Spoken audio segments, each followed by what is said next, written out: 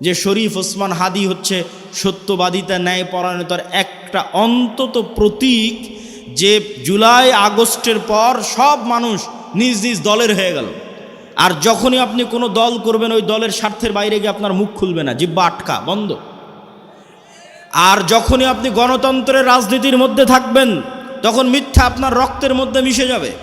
কেন গণতন্ত্রের রাজনীতি এত নিকৃষ্ট, এত জঘন্য, যেখানে এক দল তো আর এক দলের বিরুদ্ধে বলবে, একই আসনে মনোনয়ন প্রার্থী একজন আর একজনের নামে মিথ্যা বলবে। তাহলে ওই যে মিথ্যার কালচারের মধ্যে লিয়াজু, লবিং, আসন ভাগাভাগি, উমুককে নয় আমাকে দাও, এই পুরো কালচারটার মধ্যে ঢুকে আছে টাকার লেনদেন, 2 নাম্বারি, ধোকা, লবিং, লিয়াজু, এই পুরো কালচারটার মধ্যে ঢুকে আছে মিথ্যা, ধোকা, দুর্নীতি। তাহলে এই একটা কালচারের মধ্যে দিয়ে যে বড় হবে, এই এমপি, এই মন্ত্রী, এই মিনিস্টার যদি প্রাইম মিনিস্টারও হয়, আপনাদের কাছে সে নেতা হতে পারে, আল্লাহর গায়েবের মূলনীতি অনুযায়ী ও গোলামের ঘরের গোলাম। তাহলে যত এমপি এই মিথ্যা, এই দুর্নীতির সাথে জড়িত, সে যদি প্রাইম মিনিস্টারও হয়, সে নেতা না গোলাম? একটু জোরে বলেন, নেতা না গোলাম? গোলাম। এটাই আল্লাহর মূলনীতি। এই মূলনীতির উপরেই আল্লাহ সুবহানাহু ওয়া তাআলা পৃথিবী প্রতিষ্ঠিত করেছেন। নেতা কখন? যখন সত্যবাদিতা, ন্যায় পরায়ণতার উপর দাঁড়িয়ে আছে। তাহলে ওসমান হাদি একমাত্র ব্যক্তি ছিল যে দলের লেজুড় বৃত্তি না করে, দলের লিয়াজু লবিংয়ের মধ্যে না গিয়ে, আসন ভাগাভাগির মিথ্যা, দুর্গন্ধযুক্ত, নিকৃষ্ট কালচারের মধ্যে না গিয়ে, যেটা সত্য ওইটাই মানুষের মুখের উপর স্ট্রেট ফরওয়ার্ড বলে দিত। আর এই রকম একজন মেরুদণ্ডওয়ালা, যার মেরুদণ্ড আছে, যে স্ট্রেট ফরওয়ার্ড সত্য এবং ন্যায় বলতে পারে জ্ঞানের সাথে, বুদ্ধিমত্তার সাথে, এটাই নেতা, এটাই নেতা তৈরি হওয়ার রাস্তা। আর এই রকম একজন মেরুদণ্ডওয়ালা, সত্যবাদী, ন্যায়পরায়ণ নেতা ওই রকম লাখো দুর্নীতিগ্রস্ত নির্বাচিত এমপির চেয়ে পাওয়ারফুল। এবং ওই পাশ্চাত্যের আর আমাদের পাশের দাদাবাবুরা, তারা পর্যন্ত ভয় পায় এই রকম নেতাকে। কেন? ওই যে দুর্নীতির মধ্যে দিয়ে যে নেতা উঠে এসেছে, ওকে টাকা দিয়ে কিনে নেওয়া যাবে। ভারতও ওকে কালকে টাকা দিয়ে কিনে নিতে পারবে, আমেরিকাও ওকে কালকে টাকা দিয়ে কিনে নিতে পারবে। ওকে বলবে তোমার যত দুর্নীতি করার ইচ্ছা করো, টাকা পাচার করে নিয়ে আমার দেশে চলে আসো, আমি যা বলবো তাই শুনবা। তো ও যেহেতু এই দুর্নীতির প্র্যাকটিসের মধ্যেই বড় হয়েছে, তো কোনোদিন দেশের পক্ষে কাজ করবে না, অন্য দেশের গোলামি করবে, অন্য দেশের গোলামি করবে। তাহলে গোলামি থেকে বাঁচার জন্য একটা প্রজন্ম তৈরি করতে হবে আপনাদের, যে প্রজন্ম হবে সত্যবাদী, ন্যায়পরায়ণ, মিথ্যা এবং অন্যায়ের সংস্পর্শে যায়নি, মেরুদণ্ড বিক্রি করবে না টাকার কাছে। আপনি মাপবেন কেমনে যে আমি সত্যবাদী, ন্যায়পরায়ণ কিনা? আপনি নিজেকে জিজ্ঞেস করেন যে আপনি আপনার পিতার সম্পত্তিতে আপনার বোনকে ন্যায়ের সাথে সম্পদ দিয়েছেন কিনা? আপনার পিতা আপনার দাদার সম্পত্তিতে আপনার ফুফুকে ন্যায়ের সাথে সম্পদ দিয়েছে কিনা? যদি দেখেন হ্যাঁ, ন্যায়ের সাথে বন্টন হয়েছে, তাহলে আপনার মধ্যে নেতৃত্বের গুণ আছে, আল্লাহর দৃষ্টিতে আপনি নেতা হতে পারবেন। আরও বাকি গুণগুলো অর্জন করলে পূর্ণ নেতা হবেন, কিন্তু মোটামুটি এই গুণটা আছে। আর যদি দেখেন যে না, আপনি ন্যায়ের সাথে বন্টন করতে পারেননি, আপনি নিশ্চিত জেনে রাখেন, আপনি নিশ্চিত জেনে রাখেন, আজকে আপনি আপনার স্ত্রীর সাথে ন্যায় করতে পারেননি, আজকে আপনি আপনার বোনের সাথে ন্যায় করতে পারেননি, আজকে আপনি আপনার পিতা মাতার সাথে ন্যায় করতে পারেননি।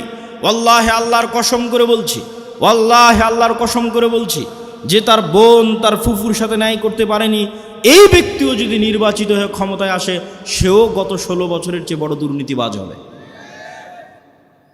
তাহলে নেতা তখনই তৈরি হবে যখন ন্যায় এবং সত্যবাদিতা তার রক্তের মধ্যে থাকবে। আর মিথ্যা গোলামির কালচার। ইব্রাহিম আলাইহিস সালাতু ওয়াস সালামের 2 সন্তান, এক সন্তানের নাম ইসহাক, আর এক সন্তানের নাম ইসমাইল। ইসহাককে রেখে দিলেন জেরুজালেমে, আর ইসমাইলকে রেখে দিলেন মক্কায়। ইসমাইল থেকে না মুহাম্মদ পর্যন্ত এই দীর্ঘ সময়ে এই বানু ইসরাইলের সাথে কি হচ্ছে দেখেন, শর্টকাট। ইসহাকের সন্তান ইয়াকুব, ইয়াকুবের সন্তান ইউসুফ, ইউসুফের 11 ভাই মিলে, পিতা মাতা মিলে মিশর। মিশরে ইউসুফের মৃত্যুর পরে ফেরাউনের 300 বছরের গোলামি, ফেরাউনের গোলামি থেকে মুসার হারুনের হাত ধরে মুক্তি, মুসার হারুনের হাত ধরে মুক্তির পরে 40 বছর সিনাই মরুভূমিতে পাগলের মতো ঘুরপাক, 40 বছর পর ইউশা বিন নুনের হাত ধরে জেরুজালেম বিজয়, তারপরে পুনরায় আর এক জালেম বাদশার কারণে জেরুজালেম থেকে বিতাড়িত, তারপরে দাউদ, সুলাইমান এবং তালুতের মাধ্যমে জেরুজালেম বিজয়, জেরুজালেম থেকে সারা পৃথিবীতে শাসন ক্ষমতা প্রতিষ্ঠা, তারপরে আস্তে আস্তে জাকারিয়া, ইয়াহিয়া, ঈসা, মারিয়াম, এই যে দীর্ঘ সময় বানু ইসরায়েলের, এই দীর্ঘ সময়ে বানু ইসরায়েলের চরম উত্থান পতন হয়েছে। 2-3 বার গোলামির জিঞ্জিরে আবদ্ধ হয়েছে। তার মধ্যে সবচেয়ে বড় গোলামি ছিল ফেরাউনের 300 বছর। এই গোলামির জিঞ্জিরে আবদ্ধ হওয়ার কারণে এরা নবীর সন্তান হওয়ার পরও, ইব্রাহিমের সন্তান হওয়ার পরও, ইসহাকের সন্তান হওয়ার পরও এরা মিথ্যা বলা, ধোকা দেওয়া, 2 নম্বরই রাস্তা শিখে নিয়েছিল। এই জন্য আল্লাহ বলল, শনিবারের দিন তোমরা মাছ ধরবা না। দাউদ কোরআন পড়ে, মাছেরা কোরআন শুনতে আসে, জাবুর শুনতে আসে। এরা করলো কি, শনিবারের দিন মাছগুলো আটকে রেখে দিল, রবিবারের দিন ধরলো। কি পরিমাণ ধোকাবাজ! অথচ এরা নবীর সন্তান, ইব্রাহিমের সন্তান, এই সিলসিলার সন্তান। আর এইদিকে এই যে ইসমাইল থেকে মোহাম্মদ পর্যন্ত এই লম্বা সময়, সেম টাইম, এই লম্বা সময়ে মক্কায় কোনো নদী নাই, মক্কায় কোনো ফল ফসল উৎপাদন হয় না, মক্কা কোনো বড় ব্যবসায়িক কেন্দ্র নয়, মক্কা কোনো বড় রাজনৈতিক কেন্দ্র নয়। ফলত বিশ্বের কোনো পরাশক্তি, না রোমান না পারস্য, কেউ মক্কা দখল করেনি।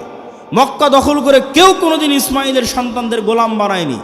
ফলত ইসমাইল থেকে মোহাম্মদ পর্যন্ত ইসমাইলের সন্তানেরা শিরকে লিপ্ত হলেও 2 নম্বরই দুর্নীতি, জুয়াচুরি, ধোকা, এই রাস্তাগুলো থেকে অনেক অনেক দূরে ছিল।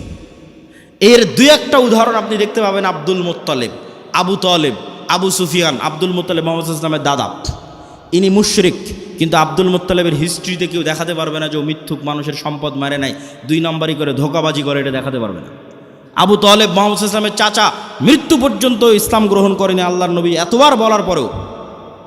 কিন্তু আবু তালেব সত্যবাদী ছিল, ন্যায়পরায়ণ ছিল, মানুষকে ধোকা দিয়ে, মানুষের টাকা নিয়ে মেরে খাওয়া, জুয়াচুরি, ধোকাবাজি, এগুলো বুঝতো না। এই জন্য আল্লাহর নবী বলে গেছে, আল আইম্মাতু মিন কুরাইশ।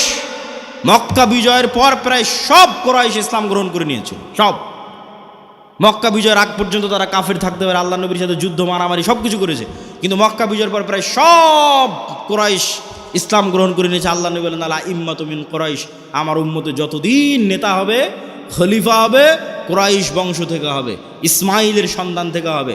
আবু বকর কুরাইশ বংশের, ওমর কুরাইশ বংশের, ওসমান কুরাইশ বংশের, আলী কুরাইশ বংশের, সব ইব্রাহিমের সন্তান, ইসমাইলের সন্তান। সম্মানিত উপস্থিতি, কি বুঝালাম এটার থেকে? গোলামি মে বদল জাতি হে কওমো কা জমির। গোলামি করলে জাতির চরিত্র চেঞ্জ হয়ে যায়। আমরা যে 190 বছর ব্রিটিশের গোলামি করেছি এবং আমাদের স্বভাব চরিত্র চেঞ্জ হয়ে গেছে, তার একটা আলামত আমি নিজে ইউরোপ সফর করতে গিয়ে পেয়েছি। চাক্ষুষ একটা আলামত বলি। আমি মনে করতাম সারা পৃথিবী ইংরেজি ভাষা দিয়ে চলে। আমাকে যেহেতু কেউ কোনোদিন এই ভুলটা ভেঙে দেয়নি, আমি যেহেতু নিজে প্র্যাকটিক্যালি আমার এই ভুল ধরা পড়েছে, ফলত আমার রিয়েলাইজেশন অনেক গভীর। তো আমি মনে করতাম সারা পৃথিবী ইংরেজি দিয়ে চলে। ইংল্যান্ডেও থাকলাম প্রায় 1 বছর।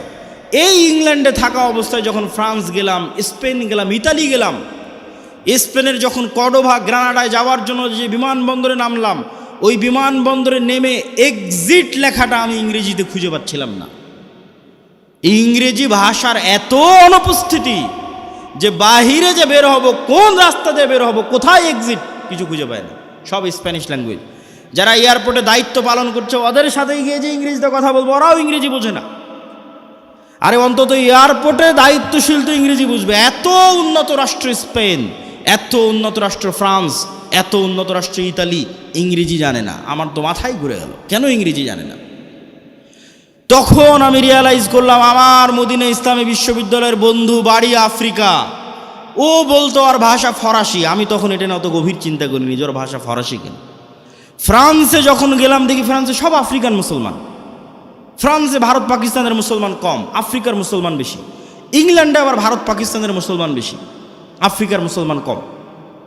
তখন সব রহস্য ভেদ হয়ে গেল যে ওর ভাষা কেন ফরাসি আর আমার কাছে কেন ইংরেজির এত গুরুত্ব। জন্মগত কেমনে অটোমেটিক সবাই আমাদের দেশের মানুষ জানে যে ইংরেজি অনেক গুরুত্বপূর্ণ ভাষা, অথচ ইউরোপের অধিকাংশ দেশ ইংরেজির কোনো ভ্যালুই নাই, দামই নাই। ওরা এতটা অহংকারী, ফ্রান্স, ইতালি, স্পেন, জার্মান এতটা অহংকারী, ওরা ইংরেজি শিখবেই না। তাহলে আমি কেমনে জন্মগত মেনে বুঝে নিলাম যে ইংরেজি গুরুত্বপূর্ণ? এটাই 200 বছর যে আমরা ব্রিটিশের গোলামি করেছি, গোলামি মে বদল জাতি হে কওমকা জমির, আমরা নিজের অজান্তেই ওর গোলামির প্রভাব বহন করতেছি। আমি আব্দুল্লাহ নিজের অজান্তেই, আমার পূর্বপুরুষ 190 বছর ব্রিটিশের গোলাম ছিল, তার প্রভাব আমি আমার অজান্তে বহন করতেছি।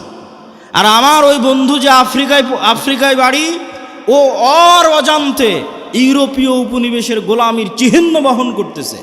ঠিক এই যে আপনি দেখতেছেন মুসলমানরা মারামারি কাটাকাটি, এই যে গণতন্ত্রের কালচার টিকিয়ে রাখা আছে, যেন এখানে আর সুদের কালচার টিকিয়ে রাখা আছে, যেন একটা মুসলমান নেতা সত্যবাদী ন্যায়পরায়ণ বের হয়ে আসতে না পারে, সব যেন মিথ্যুক আর দুর্নীতিবাজ বের হয়। এই জন্যই গণতন্ত্র দিয়ে রাখা আছে, এই জন্যই সুদী ব্যবস্থা দিয়ে রাখা আছে।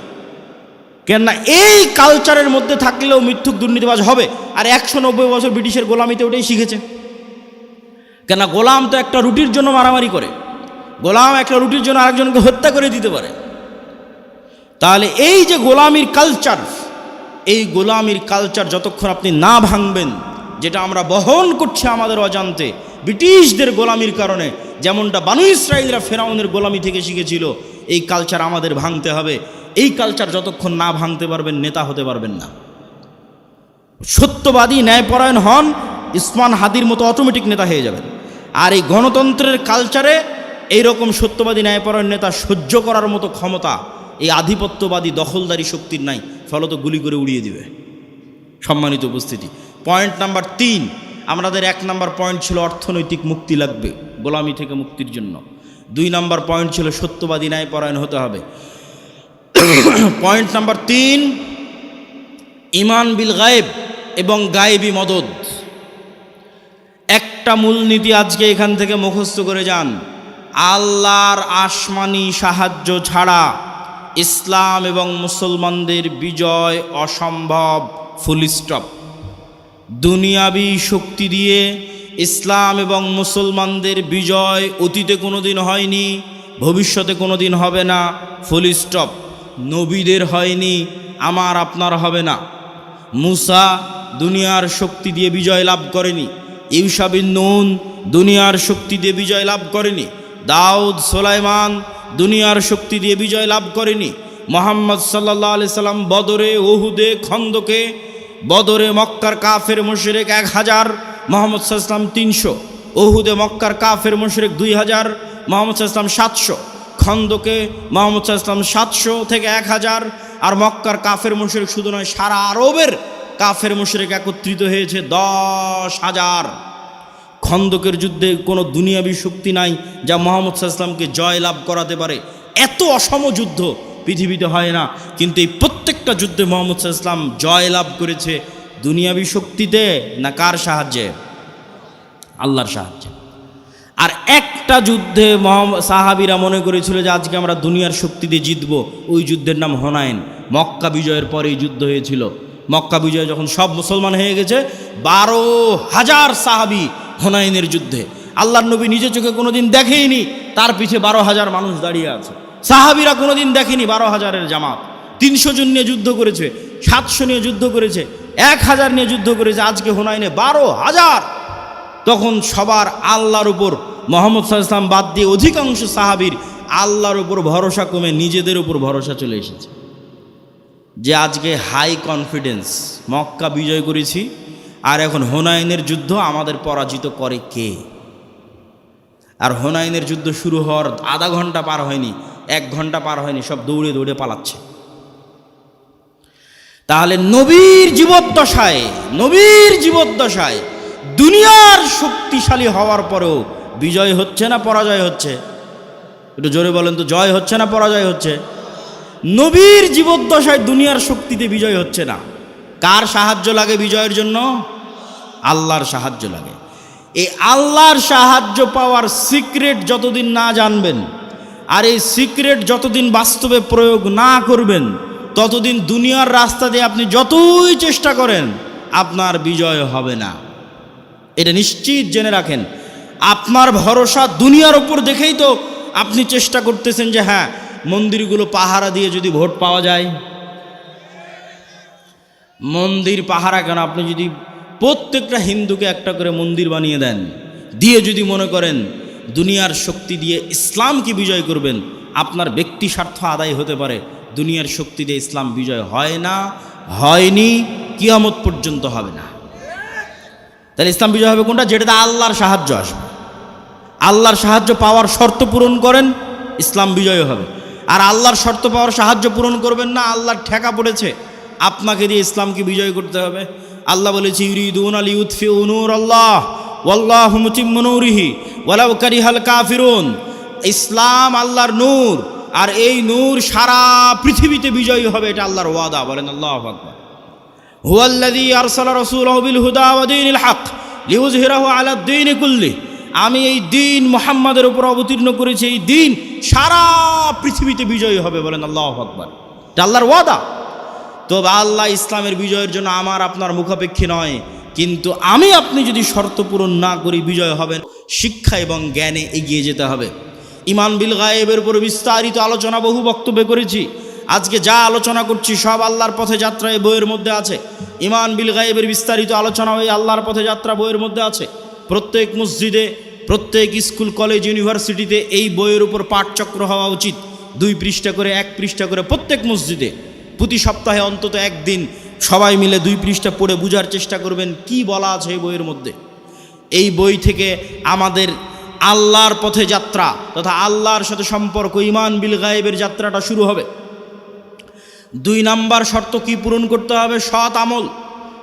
দেখেন মুহাম্মদ সাল্লাল্লাহু আলাইহি ওয়াসাল্লাম বদরের যুদ্ধের দিন এত লম্বা সালাত, এত লম্বা দোয়া, এত লম্বা রাতের সালাত, যা আবু বকর রাদিয়াল্লাহু তাআলা আনহু পর্যন্ত ক্লান্ত হয়ে গেছে। আল্লাহর নবী, আপনি নবী, আপনার এত রাতের সালাতের প্রয়োজন? আল্লাহর নবী কেন রাতের সালাতে দাঁড়িয়ে আছে জানেন? আল্লাহর নবী আমার আপনার চেয়ে গায়েব বেশি জানে। আমার আপনার চেয়ে গায়েবের মূলনীতি ওনার জানা আছে। আল্লাহ ওনাকে ওহির মাধ্যমে জানিয়ে রেখেছে। সেটা কি? সেটা হচ্ছে তুমি বদরের যুদ্ধে তোমার শক্তি দিয়ে জিততে পারবে না। মুহাম্মদ, তোমার শক্তি দিয়ে বদরে বিজয় হবে না। বদরে বিজয় হবে কার সাহায্যে? আল্লাহর সাহায্যে। আর আল্লাহর সাহায্য পাওয়ার সিক্রেট হচ্ছে রাতের সালাত। তুমি আল্লাহর সাহায্য পেতে চাও, যত বড় নবী হও রাতের সালাতে দাঁড়াতে হবে। ফাতাহাজ্জাত বিহি নাফিলাতাল লাক আসা ইয়াবআসাকা রাব্বুকা মাকামাম মাহমুদা। তুমি সর্বশ্রেষ্ঠ নবী হওয়ার পরও আল্লাহর সাহায্য আসমান থেকে দুনিয়াতে আনার জন্য শ্রেষ্ঠতম নবী হওয়ার পরও তোমাকে রাতের সালাতে ঘন্টার পর ঘন্টা দাঁড়িয়ে থাকতে হবে। আর বাংলার মানুষেরা স্বপ্ন দেখে নামাজ 5 ওয়াক্ত সালাত আদায় না করেই খালি ভোট দিয়ে ইসলামকে বিজয় করে দিবে। অসম্ভব, এটা অসম্ভব, ইম্পসিবল। আপনাকে ন্যূনতম আল্লাহর সাহায্য পাওয়ার পূর্ব শর্ত পূরণ করতে হবে। সেই পূর্ব শর্তের 2 নম্বর হচ্ছে সৎ আমল। রাতের সালাত না পারেন 5 ওয়াক্ত সালাত ঠিক রাখতে হবে।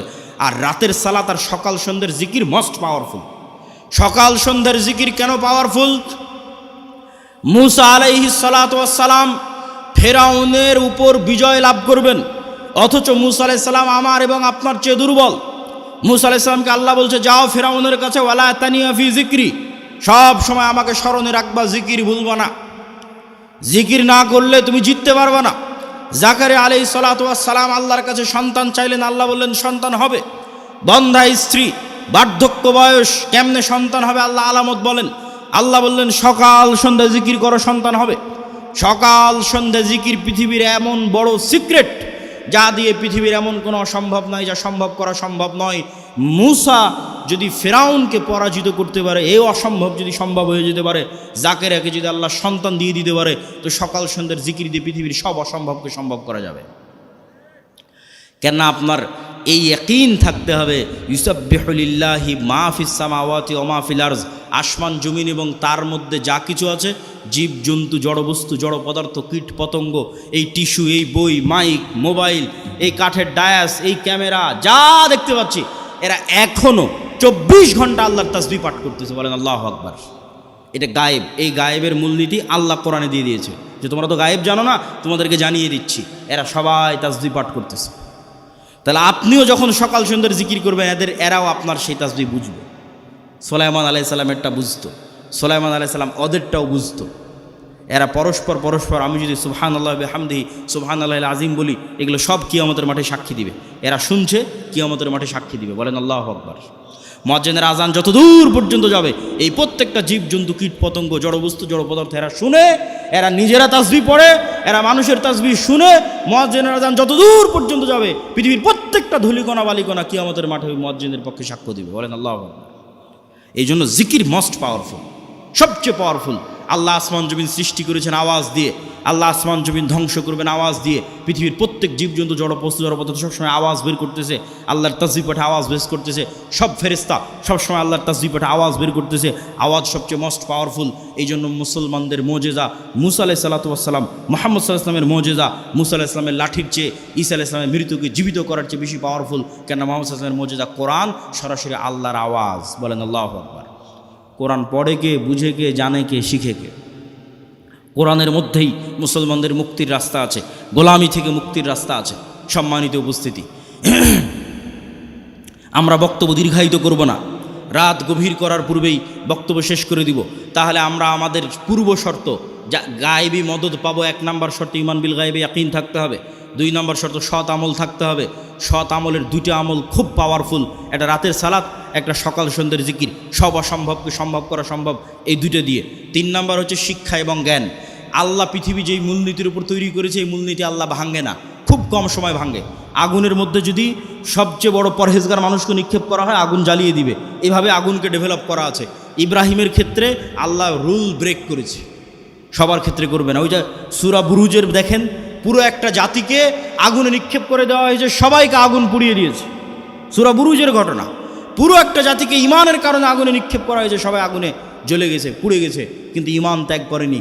তাহলে এই যে মূলনীতির উপর আল্লাহ পৃথিবী সাজিয়েছে, এটা আল্লাহ সাধারণত ভাঙে না। আপনি মোবাইল যে ফাংশন ব্যবহার করবেন, ওই ফাংশন ইহুদিও ব্যবহার করলে একই সার্ভিস পাবে, মুসলমান ব্যবহার করলে একই সার্ভিস পাবে। তাহলে পৃথিবীর ফাংশন হচ্ছে, পৃথিবীকে এইভাবে ফাংশন করা আছে যে জ্ঞান অর্জন করবে ও নেতা হবে, যে জ্ঞান অর্জন করবে ও কী হবে? নেতা হওয়ার শর্ত কি বলেন তো, একটু জোরে বলেন তো, কি অর্জন করা? জ্ঞান অর্জন করা। দলিল, আল্লাহ নিজেই সবার চেয়ে বড় জ্ঞানী। দলিল, আদম আলাইহিস সালাম ফেরেশতা জিনের চেয়ে জ্ঞানী। দলিল, আল্লাহ তালুতকে নেতা বানিয়েছে শুধু জ্ঞানের কারণে। আর কত অসংখ্য দলিল নেবেন, তার হিসাব নাই।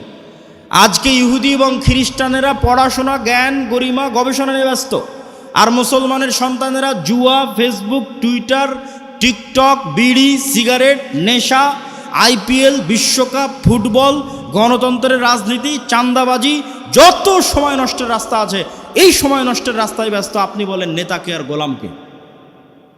ঢাকা বিশ্ববিদ্যালয়ে বড় স্ক্রিন লাগিয়ে যারা খেলা দেখে সময় নষ্ট করতেছে, ওরা গোলাম? না অক্সফোর্ড ক্যামব্রিজে যারা পড়াশোনা জ্ঞান অর্জন করছে, ওরা গোলাম?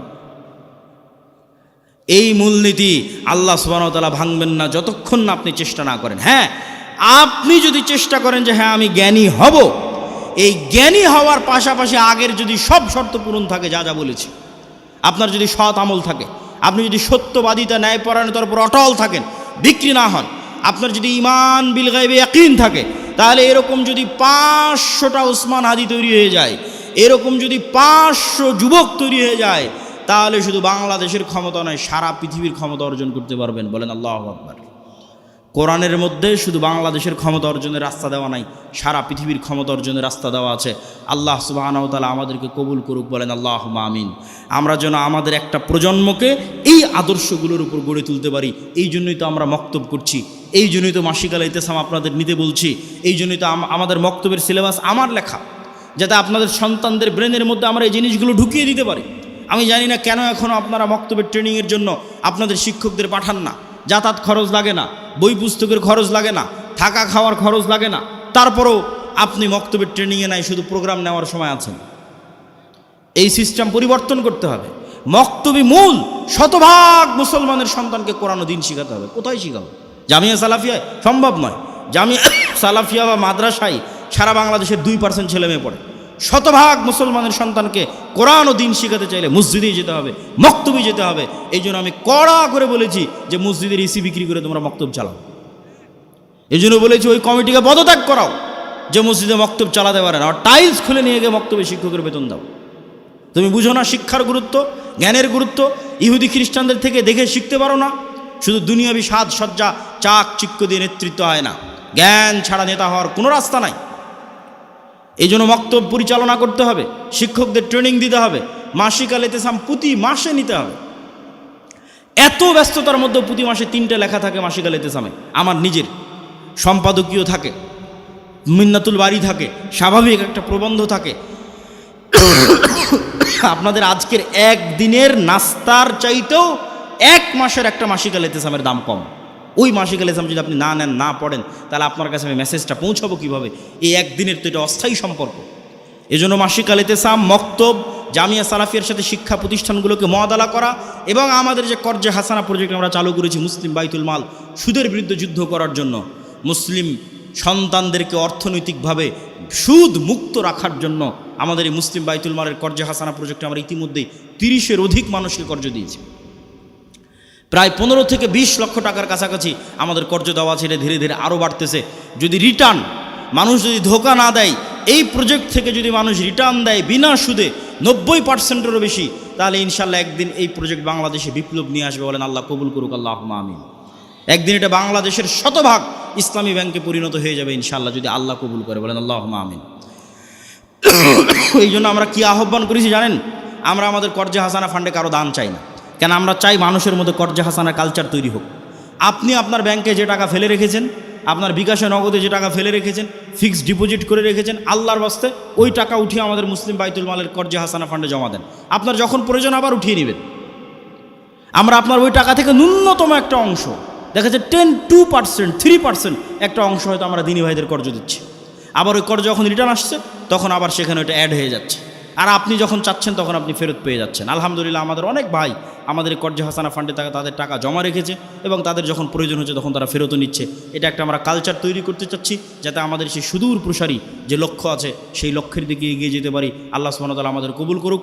আর সবার প্রতি আহ্বান থাকবে, আমাদের বইগুলোকে মূল্যায়ন করবেন, বিশেষ করে আল্লাহর পথে যাত্রা এবং শাইখ আব্দুর রাজ্জাক বিন ইউসুফের যে বই আছে, সালাতের বই, দোয়ার বই, আর জামিয়া সালাফিয়ার জন্য দোয়া করবেন এবং শরীফ ওসমান হাদি ভাই সহ বাংলাদেশের জন্য দোয়া করবেন। আল্লাহ যেন বাংলাদেশের 16 কোটি মুসলমানকে হিন্দুদের দয়ার ওপর ছেড়ে না দেয়। বলেন আল্লাহুম্মা আমিন। আল্লাহ যেন বাংলাদেশের 16 কোটি মুসলমানের রহম করে, দয়া করে, আমাদের এই স্বাধীন সার্বভৌম ভূখণ্ডের স্বাধীনতা এবং সার্বভৌমত্ব যেন হেফাজত করে। আল্লাহুম্মা আমিন। ওয়া আখিরু দাওয়ানা আনিল হামদুলিল্লাহি রাব্বিল আলামিন। আসসালামু আলাইকুম ওয়া রাহমাতুল্লাহি ওয়া বারাকাতুহু। সবাই বৈঠক শেষের দোয়া পড়ি, কেননা আমার ধারণা আর তো কিছু বলার নাই। সবাই বলেন সুবহানাকা আল্লাহুম্মা ওয়া বিহামদিকা আশহাদু আল্লা ইলাহা ইল্লা আনতা আস্তাগফিরুকা ওয়া আতুবু ইলাইক। আপনারা অনেক কষ্ট করে এখানে উপস্থিত হয়েছেন।